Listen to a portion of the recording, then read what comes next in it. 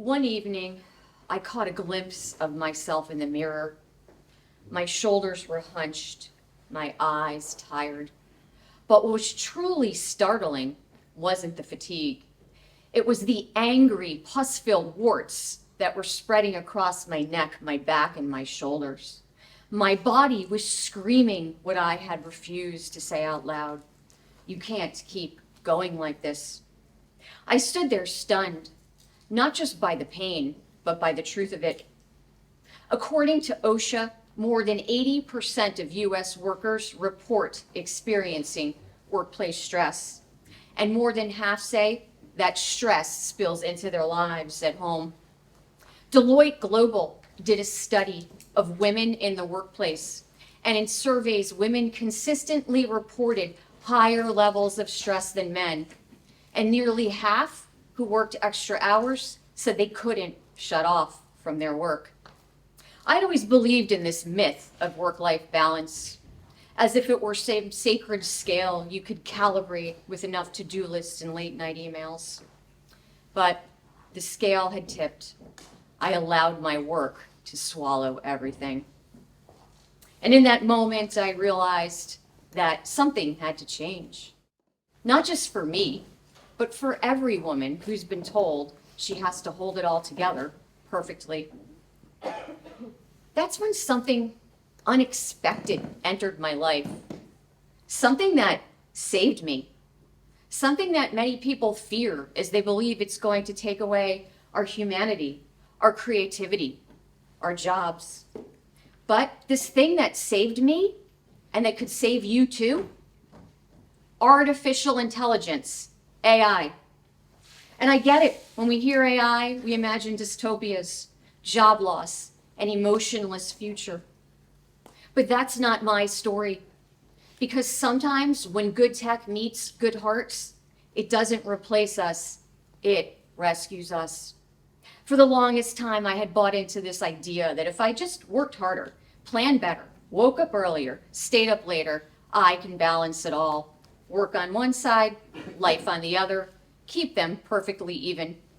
But here's what no one tells us. Balance is a lie. It's not some serene yoga pose. It's a treadmill, and we're sprinting just to keep from falling off. I was showing up to meetings polished and composed, and then crying in my car on the way home. I was saying yes to everything at work, while silently saying no to myself, my health, and those that I love. And yet, I still felt like I was failing. We tell women to lean in, just do it all, manage better. But no one talks about the invisible cost of maintaining the illusion. The tension that lives in our bodies, the mental load that doesn't clock out when we do. And in that moment, staring at my reflection, I realized I didn't need to balance harder. I needed to let go. Let go of the myth, let go of the shame, let go of doing it all the hard way. Because sometimes power doesn't come from pushing through. It comes from pausing and asking, what if there's a better way? And when I finally asked that question, the answer didn't come from a wellness book or a weekend off. It came from something I never expected to trust, something I didn't expect I'd ever embrace. It came from technology. More specifically, from something that I once felt was cold, impersonal, maybe even a little threatening, AI. Now, before you roll your eyes and check out completely, let me say this. I didn't turn to AI because I wanted to become some kind of efficiency machine. I turned to it because I was drowning. And I thought, if there's even a chance this could help me breathe again, I'll try. And what happened wasn't robotic. It was restorative. I started small, scheduling, email sorting, client follow-ups, not groundbreaking stuff, just the kind of things that clutter your brain and eat up your time. And slowly, hour by hour, I began to feel something I hadn't felt in a long time. Space to think, to breathe, to be able to pick up the phone and call someone instead of sending another bullet point email. to be present in a meeting instead of mentally rehearsing my to-do list. Here's the thing. AI didn't make me less human. It made room for me to be human. And that's the space that I want to invite us into. Not a fear of what tech will take away, but a curiosity of what it might give back. Because when good tech meets good hearts, it doesn't just change how we work, it changes how we live. I didn't become a new person overnight, but I started to notice something. Subtle at first, then undeniable. I had energy again, not the kind you fake with coffee, but real energy. I wasn't snapping at my partner as much. I wasn't dragging myself through the day waiting for a moment to breathe. I started to enjoy my work again, not just survive it. And not because my workload shrank, in fact, it increased.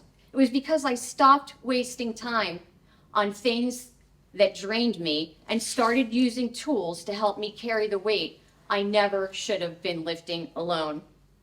One of the biggest shifts came in the moments I used to dread, prepping for client presentations. These tasks used to take me hours between having to have all the interruptions and then second guessing my every word as I wanted it to be perfect. Now, with a few smart tools, I can get the bones down fast, polish it with my voice, and move on. I wasn't burning out on the buildup. I was walking into rooms prepared, clear-headed, confident. I didn't feel like I was faking it anymore. I felt like I was it. And I started to wonder, what if it's just not me? What if other women, smart, capable, passionate women, were also burning out, not because they're broken, but because the system is? And what if we can change the system, not by waiting, but by choosing better tools? Because when good tech meets good hearts, that's when we start to reclaim what was always ours. Not long after I started making these changes, one of the women on my team, a brilliant first-time mom, returned to work from maternity leave. She was doing her very best, juggling spreadsheets and sleep schedules, feeding plans and forecast meetings. But I can see it in her eyes, that quiet panic so many of us tried to hide. One afternoon, she pulled me aside and she said, "I'm really trying, but I don't know how much longer I could keep this up." And I saw myself in her, the version of me who pushed through the pain, who smiled through the exhaustion. And so instead of offering platitudes, I shared with her the same AI tools that were helping me. Well, she lit up. Not because the tech was magic, but because someone gave her the permission to make it easier. A few weeks later, after a big client meeting, I complimented her on her presentation. She smiled and said, "You know what? That presentation took me a third of the time to prep for than it normally would. And now, instead of having all of this stuff to go back and finish on my to-do list, I get to go home and read to my daughter." That moment, that's what it's all about. It's not just about productivity, it's about possibility. Because when we use tech to support our lives and not dominate them, we create room for joy, for presence, for the things that actually make life rich. Because when good tech meets good hearts, it doesn't just change our days, it changes our decisions. It gives us choices we didn't even know we have. And that's power. But let's face it, when people talk about AI, the headlines are almost always the same. Will it steal our jobs? Will it ruin human connection? Should we be afraid? But here's the irony that no one seems to really talk about. The disconnection, the burnout, the erosion of joy in our work, that was happening long before the first chatbot showed up. For so many of us, the workplace had already been demanding more than we can give. downsizing, longer hours, fewer hands doing more. And in that space, the human stuff, the check-ins, the collaboration, the little moments of kindness starts to disappear. And that's not AI's fault. That's the cost of doing everything the hard way with less and less support. So what if, instead of bracing for a dystopian future, we designed a different one? One where we don't have to choose between being high-performing professionals and grounded, fulfilled humans. One where leadership doesn't mean sacrifice and ambition doesn't mean depletion. What if AI, instead of being the thing that ruined human connection, actually became the thing that made space for it? A tool that lets us take more time in our genius zones and less time formatting the slides. More time for mentoring and collaborating and less time scheduling the meeting. Because here's the reality. Technology will keep evolving. The question is, who's going to shape what we do with it? If we want tools that serve empathy, create equity, and honor wellness, we need more good hearts in that conversation. And we need to stop asking, is AI good or is it bad? And we need to start asking, who's holding it? Because when good tech meets good hearts, we don't just adapt to the future, we lead it. If there's one thing I've learned across this journey, it's this. We don't need to be tech experts to take back our power. We just need to stop waiting for permission. If something is costing you your health, your peace, your voice, you get to change it. And here are some ways that we can do that. Number one, shift your mindset. If AI has felt cold, impersonal, maybe overwhelming, try thinking of it from a different lens. Not one that replaces you, but one that supports you. Try thinking of what your day would look like if you weren't constantly trying to catch up. Let that sink in for a moment. What does that feel like? Number two, find your people. Connect with others that are already using AI and in a way that aligns with your values. Or join a community, a free tutorial. You don't have to do this alone. And number three, pass on what you've learned. Share the clarity, pass on the hacks, give someone else the cheat code. You don't have to do this alone. Because we're not just saving hours on our calendar, we're saving ourselves and helping others do the same. Because when good tech meets good hearts, that's where the future starts to change. Every now and again, I still get a glimpse of those scars on my shoulders. Faded, but still there. They're a reminder of what I once refused to admit. Time is the most precious resource we never have enough of.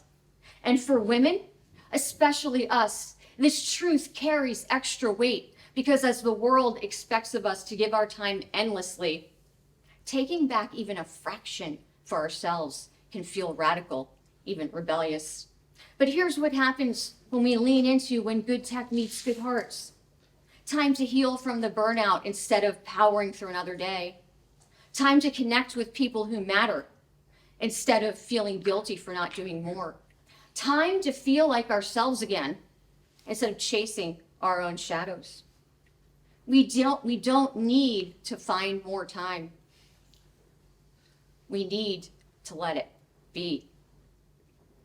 Letting AI handle the noise gave me back the minutes. And those minutes turned into moments. Moments of clarity, moments of joy, moments when I thought, I finally get to choose me.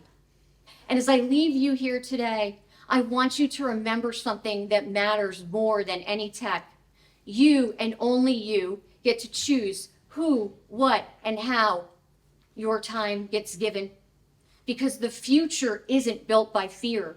It's built by those of us brave enough to imagine a better way.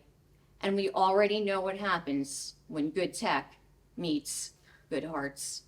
Thank you.